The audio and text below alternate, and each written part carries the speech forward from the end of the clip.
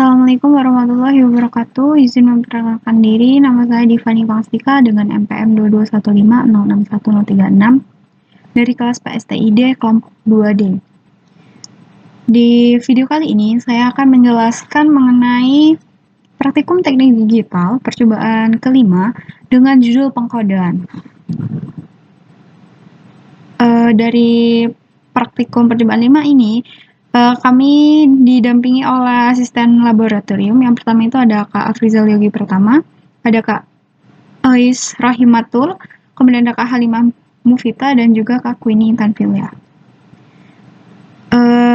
Kemudian, saya akan menjelaskan simulasi rangkaian encoder dan decoder, tapi sebelum itu saya akan menjelaskan secara singkat mengenai apa itu rangkaian encoder dan decoder dan juga segmen.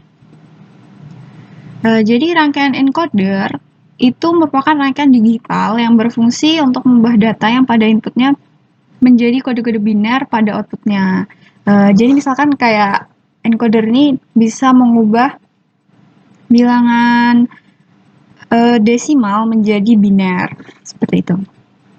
Kemudian untuk encoder itu kebalikan dari decoder itu kebalikan dari encoder, yakni rangkaian digital yang dapat mengembalikan kode yang telah berubah menjadi biner menjadi asalnya. Jadi tadi misalkan desimal diubah ke biner. Nah, kalau decoder ini bisa mengubah biner menjadi desimal seperti itu.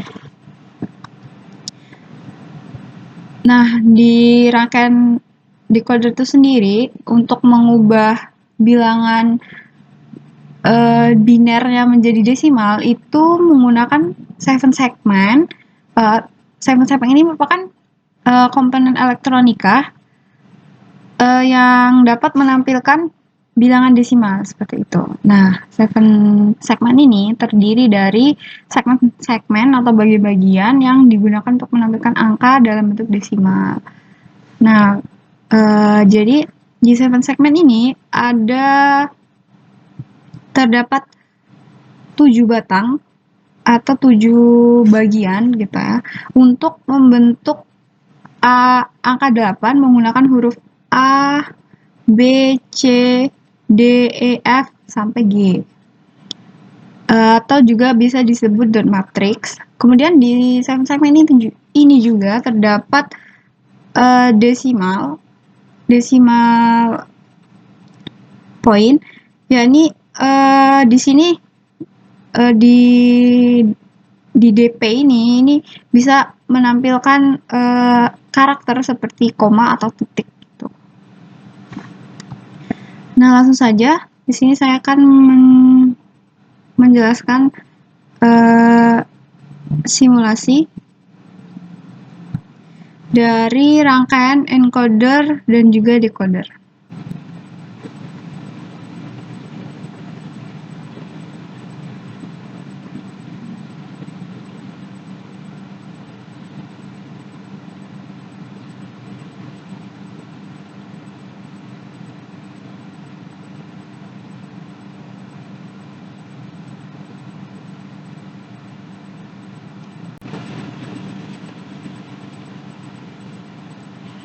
Nah, seperti yang telah saya jelaskan sebelumnya, jadi rangkaian encoder ini memiliki banyak inputan yang mana input-inputannya ini akan diubah menjadi kode biner gitu. Nah, dalam rangkaian encoder ini digunakan sebuah IC 74147 dan juga terdapat gerbang NOT yang berfungsi untuk mengembalikan nilai dari inputan pada rangkaian ini. Nah, langsung saja di sini kita run. Jadi untuk menghasilkan bilangan biner, kita ubah terlebih dahulu semua inputan ini menjadi berlogika tinggi, berlogika 1 atau high. Nah, ketika kita mengubah semua logika yang ada pada inputannya ini secara satu persatu menjadi low, maka output yang akan dihasilkan itu akan menghasilkan output bilangan biner mulai dari 000 ya, ini biner dari desimal 0 hingga nanti akan menghasilkan biner dari desimal 9. Nah, yang pertama, ya, input yang teratas kita ubah menjadi 0. Nah, maka di sini outputnya akan berubah menjadi 0001. Nah, untuk pembacaan outputnya itu dari bawah, jadi 0001 itu merupakan biner dari desimal 1, seperti itu. Nah, untuk selanjutnya kita ubah lagi output yang kedua ini. Nah, sehingga outputnya ini merupakan output dari desimal 2. Nah, begitu seterusnya, ini desimal dari 3, 0011, kemudian 0100 desimal dari 4, 0101 biner dari desimal 5, 0110 biner dari desimal 6, kemudian 0111 merupakan desimal dari biner dari desimal 7. Selanjutnya 100 ini biner dari desimal 8, dan yang terakhir ketika semua inputannya sudah berubah menjadi 0, maka dia berubah menjadi 1001 yang mana ini merupakan biner dari desimal 9. Nah, kita lanjut pada rangkaian yang kedua, yakni ada rangkaian decoder. Ini merupakan rangkaian decoder anoda. Nah, berkebalikan dari encoder, decoder ini akan mengubah inputan bilangan binernya menjadi desimal yang ditampilkan dengan 7 segment. LED 7 segment di sini ya. Nah, pada rangkaian anoda ini LED 7 segmentnya ini akan menyala ketika kita menginputkan atau ya menginputkan logika 0 gitu. Jadi dia akan menyala ketika outputnya ini semuanya rendah gitu. Dan juga dalam anoda ini dihubungkan dengan tegangan VCC ya, volt VCC. Langsung saja ketika, nah di sini dapat kita lihat ketika biner di sini 00, yakni dari desimal 1, maka desimal 0, maka di sini terlihat bahwa output A, B, sampai F ini 0, sehingga segmen ini, segmen-segmen dari A, B hingga A, B, sampai F ini akan menyala, dan ada satu segmen yang mati, yakni segmen G. Ini ya, segmen G. Karena di sini kan dia outputnya 1, jadi dia mati gitu. Nah, terus selanjutnya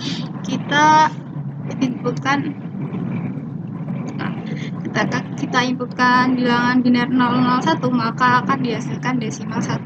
Nah, dapat dilihat bahwa di sini hanya segmen B dan C yang mati, yang berarti ini akan menampilkan angka 1, desimal 1 pada segmen-segmennya.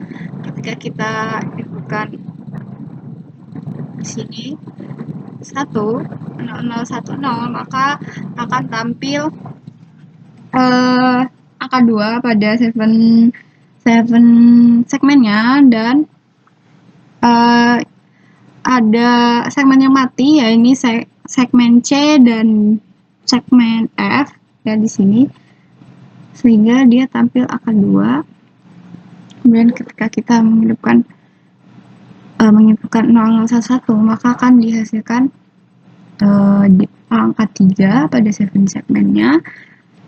Kemudian ketika kita inputkan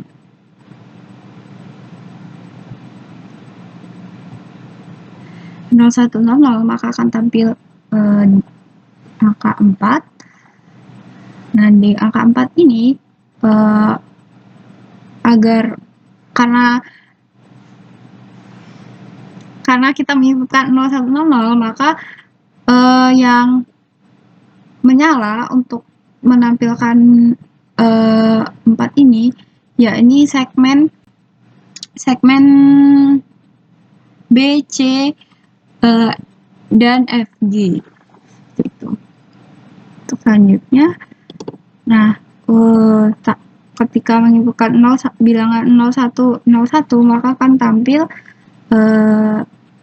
angka 5, kemudian ketika kita menyebutkan 0110, maka akan tampil angka 6. Terlihat bahwa di sini segmen A dan B itu berlogika 1, maka di sini akan mati sehingga menghasilkan bilangan 6. Terus selanjutnya di sini kita masukkan 011, maka terlihat bahwa terdapat 3 segmen yang berlogika 0, yakni A, B, C, sehingga tampil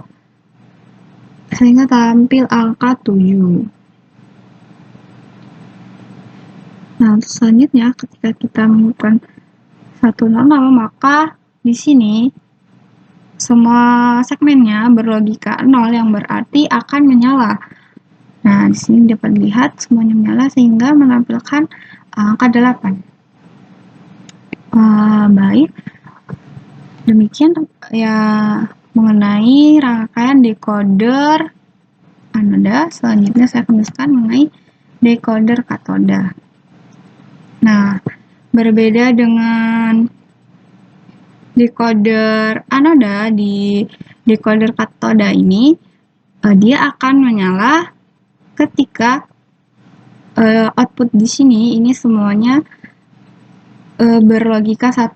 Nah, dapat dilihat bahwa di sini terdapat inputan 100, maka semuanya akan bernilai 1 sehingga 7 segmen LED ini akan menyala dan menampilkan angka 8. Nah, kemudian jika di decoder anoda menggunakan IC 7447, di katoda ini menggunakan IC 7448, dan juga LED 7 segmennya ini terhubung dengan ground, dengan ground. Kan kalau anoda terhubung dengan power atau VCC, kalau ini katoda terhubung dengan ground, seperti itu. Nah, ketika kita menginputkan bilangan biner 000, maka akan tampil bilangan desimal 0 pada LED 7 segmennya, dan terlihat bahwa terdapat satu segmen yang mati, yakni segmen G, karena dia di sini bernilai 0 ya, jadi dia akan mati. Kemudian ketika kita masukkan 001, maka akan tampil desimal 1, yang mana di sini segmen B dan C yang menyala. Kemudian ketika tekan 0010, maka angka 2 akan muncul. Selanjutnya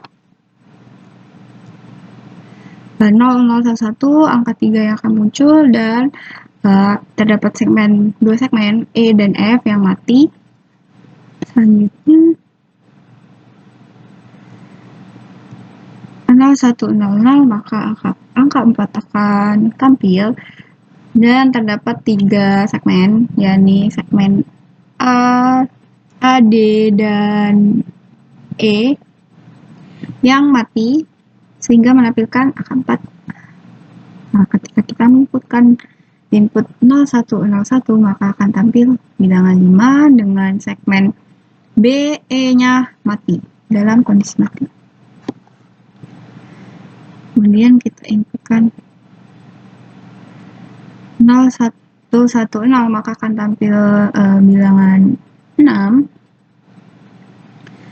Kemudian ketika kita menginputkan 110, maka di sini akan keluar karakter lainnya seperti ini dengan 3 segmen, yakni A, B, C yang mati, sehingga menampilkan karakter seperti ini. Nah, ketika kita menginputkan semuanya 1, maka dia akan menghasilkan output semuanya 0, sehingga LED ini akan mati, seperti itu. Nah, demikian penjelasan mengenai rangkaian encoder dan juga decoder anoda dan katoda. Selanjutnya, saya akan menjelaskan mengenai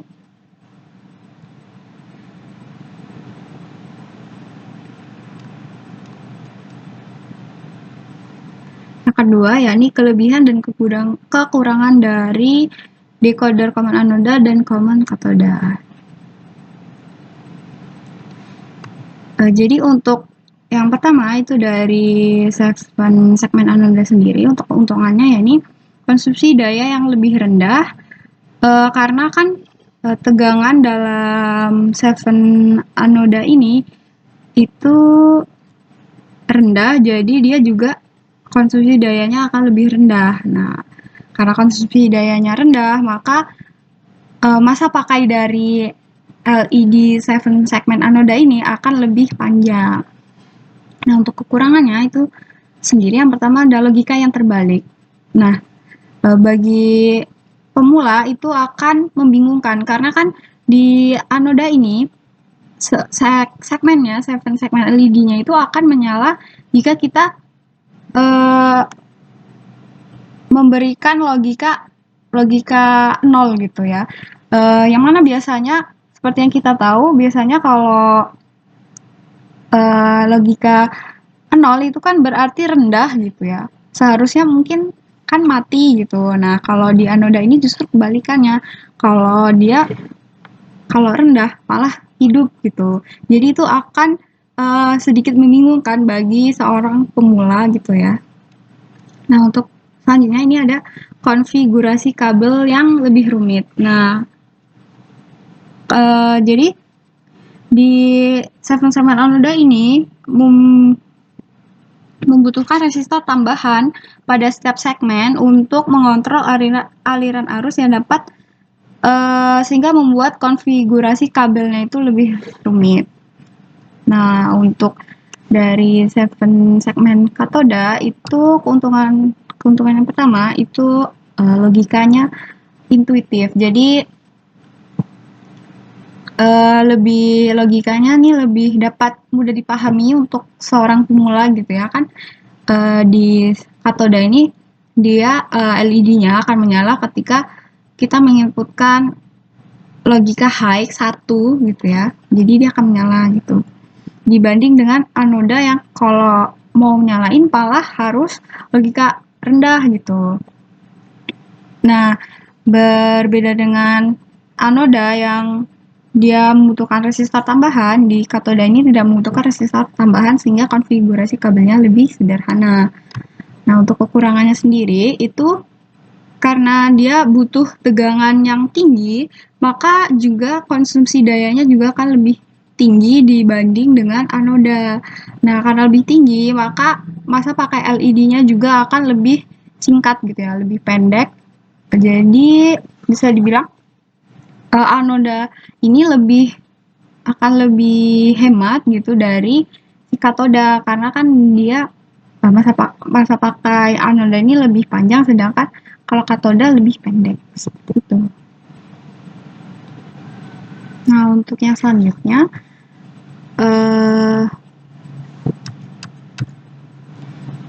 yakni saya akan memberikan contoh penerapan pengkodean dari decoder anoda dan decoder katoda itu sendiri. Jadi yang pertama itu ada kalkulator. Nah, di kalkulator ini kan dalam layar untuk menampilkan angkanya, di sini terlihat bahwa ini menggunakan 7 segmen ya. Di sini angka-angka dalam layar kalkulator itu menggunakan bentuk angka dari 7 segmen. Untuk yang selanjutnya itu ada jam digital atau alarm digital. Di alarm digital ini digunakan juga sebuah ditampilkan angka yang menggunakan 7 segmen. Untuk contoh lainnya, itu ada timer penghitung mundur lampu lalu lintas. Nah, di sini digunakan juga 7 segmen untuk menampilkan angka hitungan mundurnya gitu ya. Nah, contoh lainnya yakni papan skor. Nah, kita sering sekali menemukan ini ya dalam sebuah pertandingan olahraga biasanya seperti sepak bola atau badminton gitu. Nah, papan skornya itu papan skor yang digunakan dalam pertandingan tersebut itu biasanya emang menggunakan LED. Nah, LED 7 segmen untuk menampilkan skornya atau waktunya dan juga set permainannya seperti itu. Adapun contoh lainnya masih banyak contoh lainnya, kan tapi tidak dapat saya tampilkan di sini. Jadi cukup sekian materi mengenai apa yang saya dapatkan dari percobaan 5 pengkodean dalam praktikum teknik digital. Kurang lebihnya dalam penyampaian materi ini saya mohon maaf. Sekian, terima kasih. Wassalamualaikum warahmatullahi wabarakatuh.